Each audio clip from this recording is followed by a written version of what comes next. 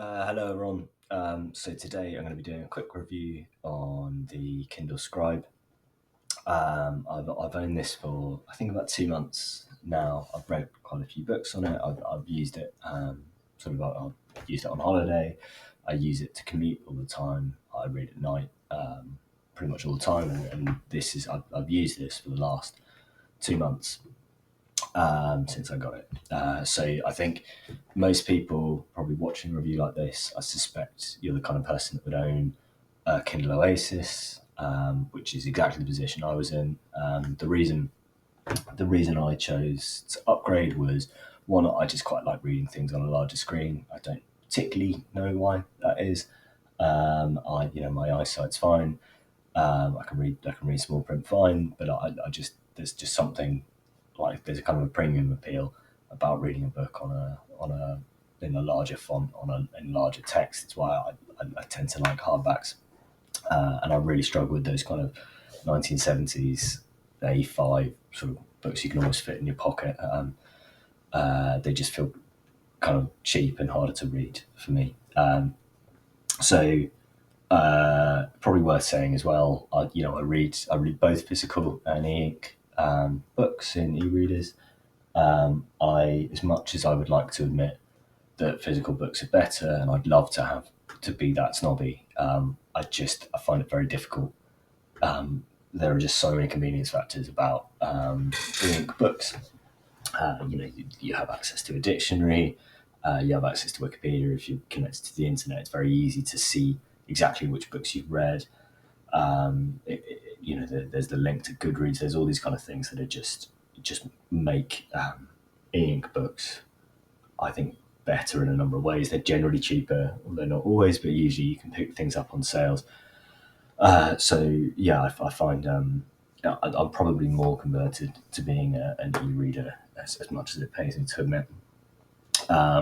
So what I'll do, I think, is I will talk through likes, dislikes, and then just give you an overall verdict. So what I like about this is one, it just feels really premium. The kind of the e-ink quality is very high. The text is really crisp. I know that kind of sounds a bit odd, but for those of you who've been reading with ink for a while, I think you'll understand. Like there's a real clarity in the text that on cheaper models you don't get, and even pictures. I would say on the Scribe, you can actually see the picture. I can't on the Oasis at all. Like I really really struggle with it. But you can see hopefully here. This is just kind of the random screensaver. The quality of that is, I think, really really good. And when I've been reading books that have illustrations in them, I now, it's not better than print, obviously, but I can actually read, small print on those images, which I never could on the Oasis. So I think that's a big plus. Obviously, I wouldn't recommend it for, not that I particularly read them, but for graphic novels or things like that. This isn't the one for you. The like the pen also is really good. It's really satisfying to write on. I'm trying to use it to make more notes as well, and I think that's a pretty cool feature. You can email notes as a PDF to yourself as well, so you can kind of collate all your notes together. If you're studying, I think there's a pretty big appeal with this as well, just for that convenience factor, and genuinely like writing on the tablet just feels quite satisfying as well. And I apparently, of the competition, this one is the one that does it best, and I can completely see why that is. So there's only a couple of likes. I'm aware of that, but they're big. They're big, appealing likes, and overall, not to spoil the ending too much, but this probably will remain my default e-reader.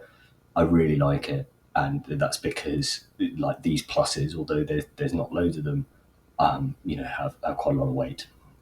So dislikes. I know I said I liked that it was large, but one of the dislikes is that it's maybe slightly too large. So if you're sitting reading on a train, if you've got a table in front of you or something, it's not a problem. It's very easy to read. But there are just like if you're reading in bed, there's just certain angles where it's quite hard to see the screen, or you have to hold the screen at a weird angle, or like because it's so bulky, it's just more difficult to read it comfortably than it is with like the Oasis, which you can hold in one hand. Obviously, as well, comparing it to the Oasis, it doesn't have buttons. Now, that's not a massive deal for me, but I know that for a lot of people who've got the Oasis who are used to those buttons, a lot of them will say they really struggle. They really miss those when they're gone. The other thing is, and I don't think this one is talked about that much, but it's not waterproof, and they made that very clear. The Scribe is not waterproof, and so, but the Oasis is like completely waterproof. You can use it in the swimming pool, and there's kind of I have an extra. I'm a little bit more cautious with this. So if I'm commuting, I'm in the rain, and the Scribe's in my bag, I'm a little bit worried about it. Whereas I'm never worried about it for the Oasis. Um, the other, and this is a really big dislike, I would say. It's really frustrating because I just don't think Amazon. I think Amazon could fix this quite easily, but for some reason they're not. So whilst the hardware on this is really good, the ink's clear, etc., etc., I think the software is pretty poor, and there are a few just like quality of life things that would make this so much better, and I would use it so much more, but they're just not implemented. So the first one is when I'm reading books, particularly like non-fiction books, I quite like to have sort of my own like large kind of notepad, so I can take notes while I'm reading the book, if there are things I don't want to forget. And on the Scribe, you can't have a note that is linked to a book. So what I would want is, I'm reading the book, I've got one massive page of notes, and I just keep updating that one page of notes. You can't do that on this. All you can do, and all you can really use the pen for, is highlighting a section of text and making a sticky note on there. And if you look on this, right, the text is not very big. So I'm just like, you can see there, right? That's all you've got for text. You can't make that any bigger. So again, as well, if you're studying and you're trying to read something, and you want to make extensive notes about one passage, you can't do that. That's all the room you've got to make notes. And when you're writing as well, you're not going to be sticking to like your text probably isn't going to be completely straight. All of those things. So the amount of text you can get in that is pretty small, and it just seems totally unnecessary. So you kind of got those two problems there, right? One, you can't make a big note connected to the book, and two, you only got a very small amount of text on the bits that you can make notes in, and that's it. That's all you got on sticky notes. The Kobo equivalent, I'm told, is much better, and you can even annotate the text. So here, if I want to try and annotate text here, it doesn't work. Whereas I'm told I know on the Kobo you can. So like, yeah, those two things are like a massive source of frustration for me, and I just that maybe they'll update this in a software update later. I hope they do, but I don't think you should be buying something this expensive and this premium on the hopes that Amazon would make a software update that just seems just so commonsensical to do.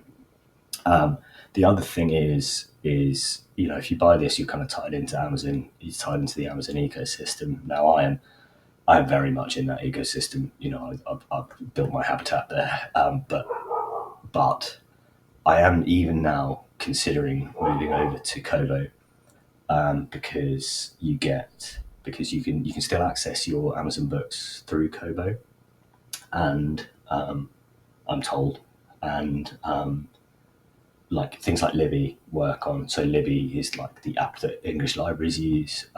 You can sync up, so you can rent a book through the Libby app, and then using Libby you can connect that to a Kobo. So a lot of the books that you can get, a lot of the ebooks you can get from your library, you can read on a Kobo. You can't read those on a Kindle, which obviously makes economical sense. Therefore, to move over to a Kobo potentially. So there's that.